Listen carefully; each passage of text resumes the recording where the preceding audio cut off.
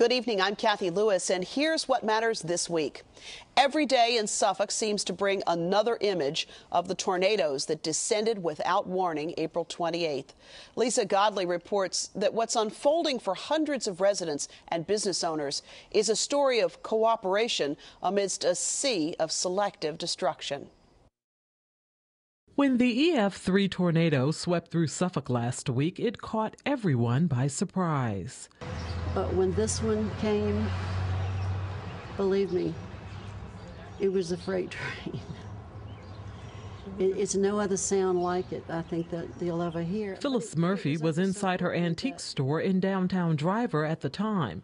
Someone called to warn her, but she says she didn't believe them until... all of a sudden, a tent blew past us, and then my shed blew. And when the shed blew, I just screamed, get in the bathroom, and got three of us in there. And the last I saw of my daughter, she was holding on to the cages, and everything jammed against the door. And of course, we were blocked in at that point. The storm swept Murphy's daughter out of the store and onto a pile of debris. Miraculously, she was able to walk away with cuts and bruises. And when Murphy and the others pushed their way out of the blocked bathroom door, this was all that was left of the building. The side walls and top floor were gone. But it was over so quickly that we really didn't have time to be afraid. It was here and then it was gone. The storm had also taken its toll further south in the Burnett's Mill and Hill Point Farms communities, turning homes into piles of debris in a matter of minutes, leaving its victims wondering where to begin. And then the volunteers arrived. People out here working, and I've never seen them before, and they've been here 3 and 4 days, just from the morning to evening. While local churches fed the victims, the Salvation Army fed the volunteers. Several troops of Boy Scouts came in Saturday, and I guess we had 250 scouts here doing some cleanup where we had taken care of most of the heavy work and gotten everything kind of secured off and everything, and they came in and cleaned up what they could. Lots of donations. Outfits that have dumpsters and bulldozers and backhoes and things that you need to get out of the way to get everybody to the state that we're at now. Folks here in downtown Driver have gotten help from volunteers of all ages. And as one victim of the storm told us, the help has been almost as overwhelming as the storm itself. We wouldn't be where we are without the volunteers, that's for sure. From the smallest scout and the city of Suffolk has been fantastic all the way with this. And it hasn't stopped. People continue to help with cleanup, and there are several fundraisers planned for the victims of the tornado in the coming weeks, because the volunteers who cook, clean, and help pick up what's left know that it could have just as easily been their homes or businesses that were blown away in a matter of minutes. For What Matters, I'm Lisa Godley. It was an amazing event, and we're very glad to have with us tonight Suffolk Mayor Linda Johnson, along with Art Collins, who recently retired as Executive Director of the Hampton Roads Planning District Commission. Welcome to you both. Boy, Mayor Johnson, when you ran for office, was it ever in any corner of your mind that something like this would face you? Never. Yeah. I think we never know what life is going to bring us, but if anything, it would have been a hurricane and not a tornado. It's not something we expected. And I think you have to just look at this and say, what in the world, when you look at the devastation in those pictures and when you realize that nobody died in this thing, that's pretty unbelievable. That's the blessing in the whole story, and I think that's the piece why so many citizens have said that no matter what's happened, we have just been so fortunate throughout this, and just what's come forth in compassion and help has been amazing. And talk if you will, about that help and compassion that's come first from more of a procedural perspective, all the agencies that have to come together to respond to something like this. Well, within an hour of the whole thing, the Emergency Operations Center for the city was put together and was working. But at that point, you know, we were going through getting the state involved. The state police were very quick to act. The governor, of course, was very responsive. I can't say enough for all of our regional partners. Every mayor, every city manager, they all called. They started sending their help. We had rescue squads from every city. We had fire department, we had police officers from every local city. It was just an amazing act of everyone coming together to help us, and we're just so fortunate. And Art Collins, this process, this framework by which all of these regional agencies came and got involved really came in great measure out of the work of the Planning District Commission. Well, we've been delighted to facilitate some very smart, dedicated people at the local and state level to look at these possibilities, these eventualities, figure out how we're going to respond, to cache the radios that you need. You know you're going to need communications ahead of time, and how various disasters will be responded to. And of course we exercise them from time to time. So it's something that this community, to their credit, I mean, Virginia's separate cities and counties and don't get along all that well together under the Virginia Code, but the operational people have figured out a way to get around those problems with memorandums of understanding and other kinds of agreements to handle liability issues and so forth. And I've got to credit the elected folks. I mean, they're the ones who said, we want to do it this way. We realize if there's going to be a problem, we're all going to have to respond, so let's do it right.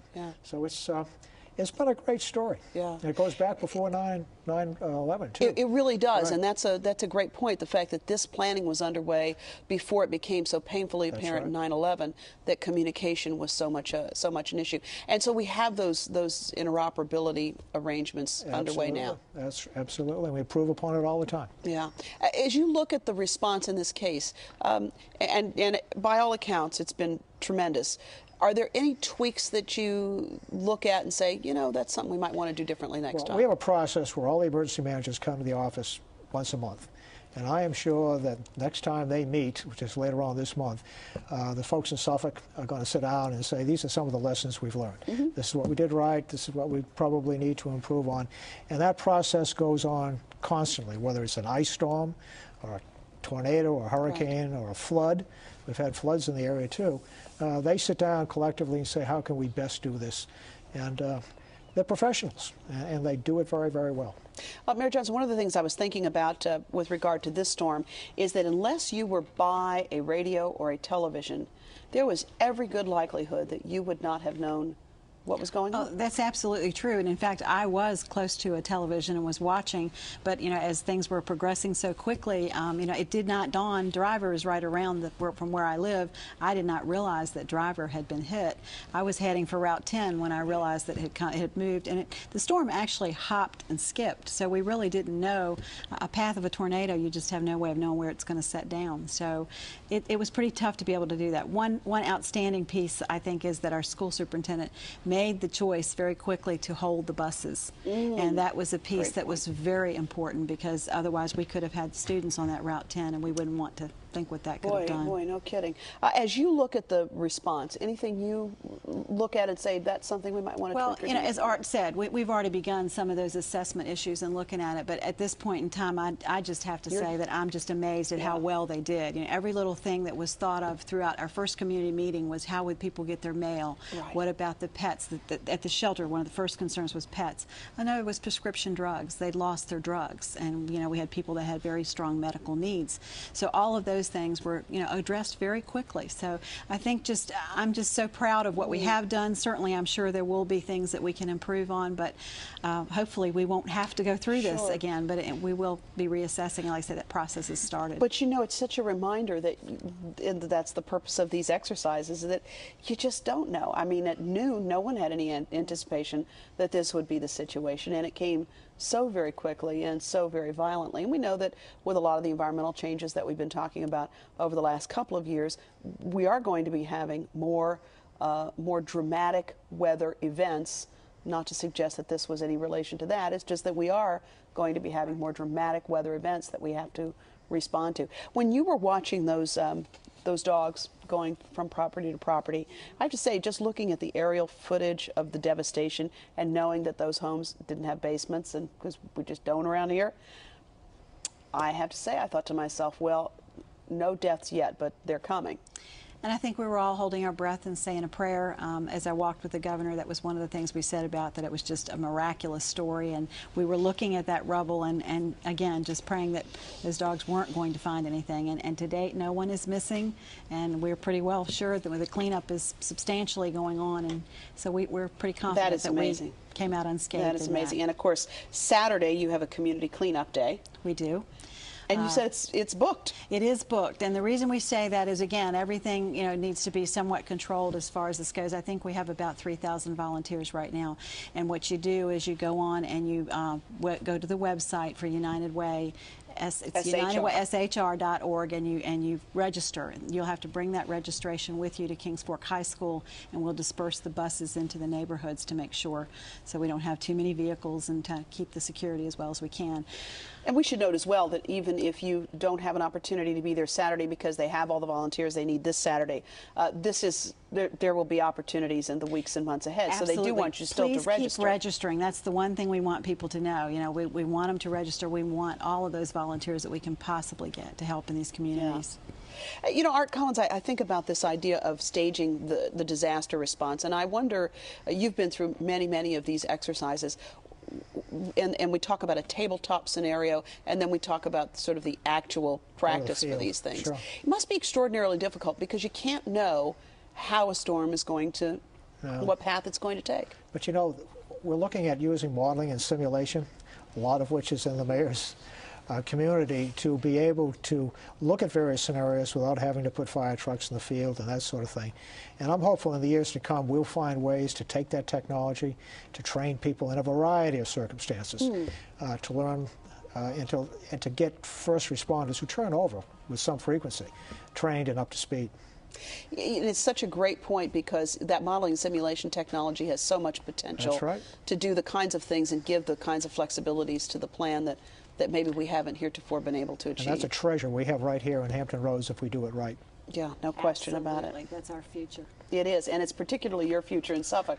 You have a fair amount of it there. We are very proud to have that in our city. Yeah, and it's such a growth industry, no question about it.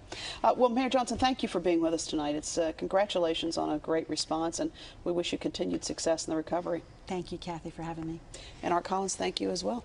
Enjoyed it. Art Collins will remain with us because this is a big week for him. He officially retired from the Hampton Roads Planning District Commission on May 1st, which makes this his first full week of unemployment in a very long time.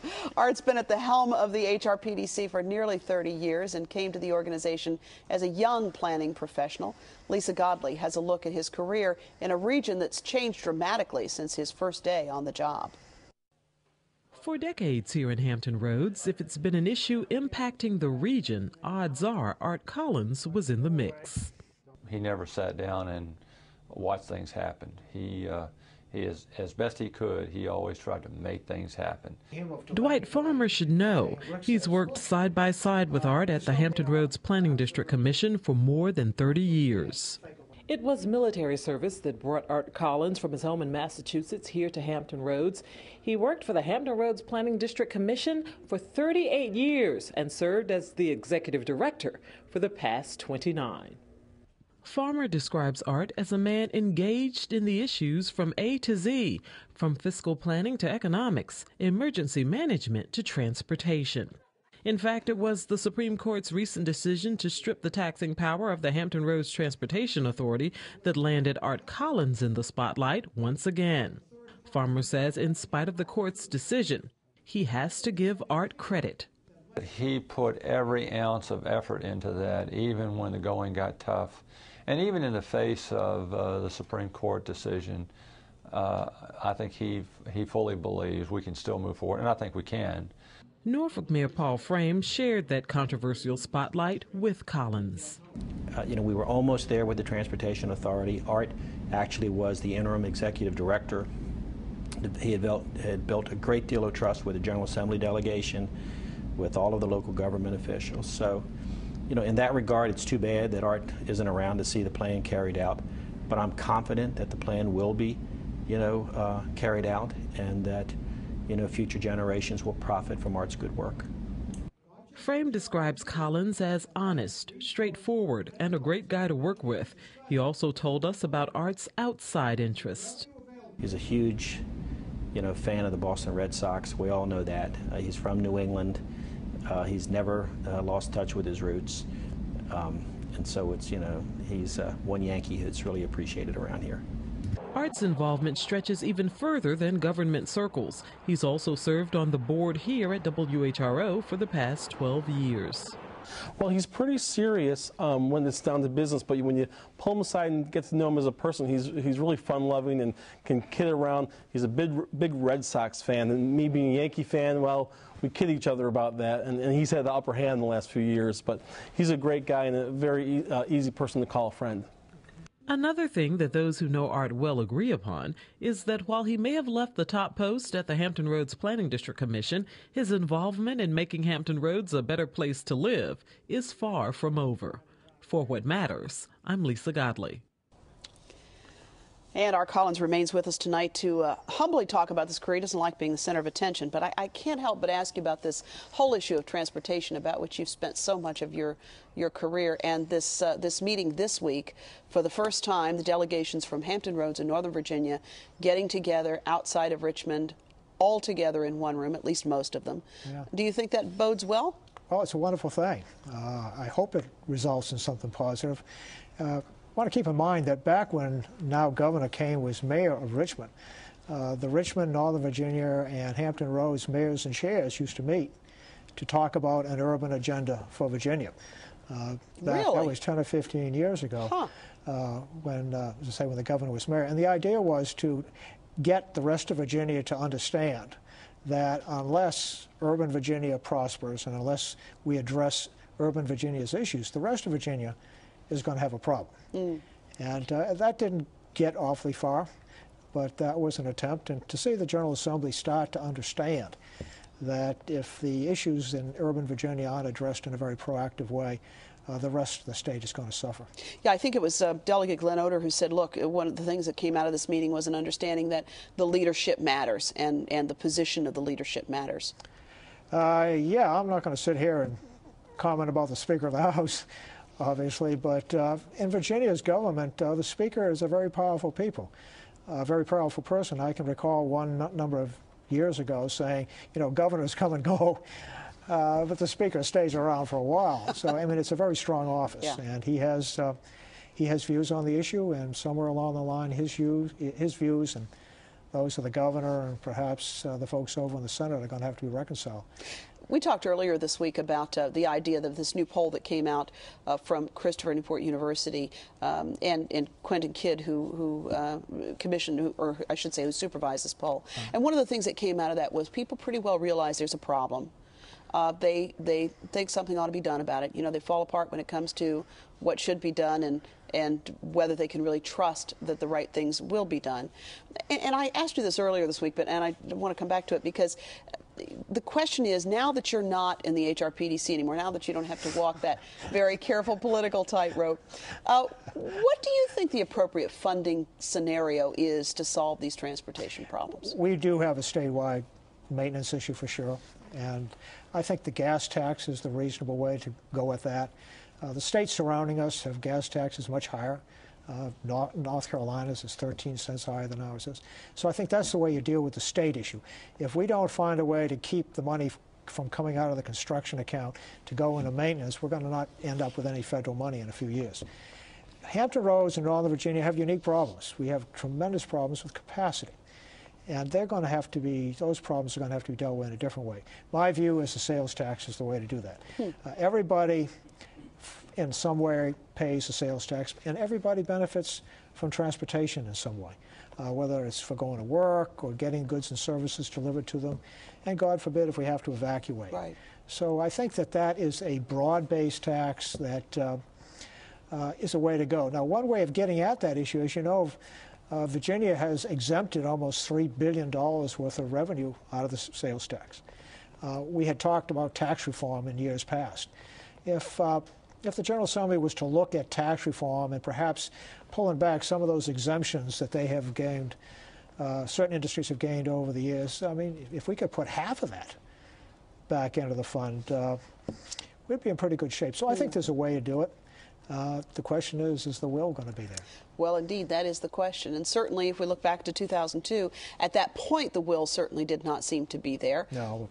But we are now some years on, and maybe things change a bit. Yeah, there were a lot of issues in that election. It wasn't simply people didn't want to pay taxes. As you know, there were some members of the General Assembly right before the election who went on television and said, if you pass that, don't trust us, we're going to take the money and use it for some other purpose. We found out in later polling that resonated with an awful lot of people, the trust issue. And it sounds like, in some respects, it continues to resonate with people. It does. It does. And we at the local level really can't do a whole lot about the trust issue at the General Assembly. We need to get beyond that. Virginia's future, particularly in Hampton Roads and Northern Virginia, depends on us solving this problem. And I'm hopeful, always. Always hopeful, yeah. I wouldn't be in this business if we weren't hopeful. Yeah, and when you think about the time that you've spent in the position that you've been in, and you look at this region and how it's grown and changed over the years, what is it you think that caused you to stay, and what are your great hopes? Well, the ports and our location on the Middle Atlantic is a treasure. God gave it to us, and we'd really be foolish if we don't take advantage of it. Tourism, the high technology that the mayor indicated is evolving, particularly in northern Suffolk. You have to invest in those things. You have to support them if you're going to accrue the benefits in the future. Virginia is typically a risk-adverse state. They just kind of go for the status quo and hope for the best. That is not a formula for success in a global economy. Those who are willing to take risks, to invest in their futures, are going to do well. Those who don't are going to have troubling times. If you look at the rest of Virginia, their inability to change from an agricultural and manufacturing economy into something else created a lot of problems. And that can happen in urban areas, too, if we're not thoughtful and make the right decisions. Yeah. As we wrap up, I wonder, when you look at leadership and the issues that we need to think about going forward, there's been a lot of conversation about structure of government in Virginia and the impediments that it creates in a region like this. Again, one of those magic wand questions, if you could change something about that, what would you change? A lot of people have asked about changing the Dillon rule. I would not favor that. I think Dillon has a lot of good things in terms of making the state taxing system somewhat uniform. But I would hope that if the General Assembly, if the General Assembly could have trusted these local governments with the billions of dollars to do a regional transportation problem, why can't they trust the local governments to decide whether they can have smoking in restaurants? There's something out of whack there. And I would hope that there would be an acknowledgement that may not have been true 20, 30, 40 years ago, that local folks, local elected folks, are smart people. They run smart staffs, and they are capable of doing a lot of these things. We've solved water problems. We've solved a lot of problems on our own, if you will. And I think if the General Assembly would allow local governments to do what they need to do, I think everything would work out a lot better. Ease up on things just a little bit. Sure. Well, Art Collins, congratulations on your retirement, on a very fine career, and I know you're going to take a little vacation, a long overdue vacation, one that got delayed by legislative necessities over the last couple of years. Right. So congratulations and thanks for your Cathy. service. Appreciate it. And I'll be back in just a moment with a final thought.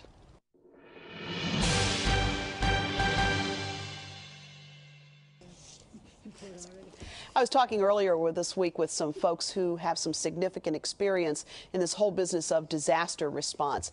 And they said, we expect too much of emergency planning. Disasters, they say, are dynamic. You can train all you want to, but unless they come in exactly the way you've planned, there will be a certain degree of chaos, maybe a little miscommunication.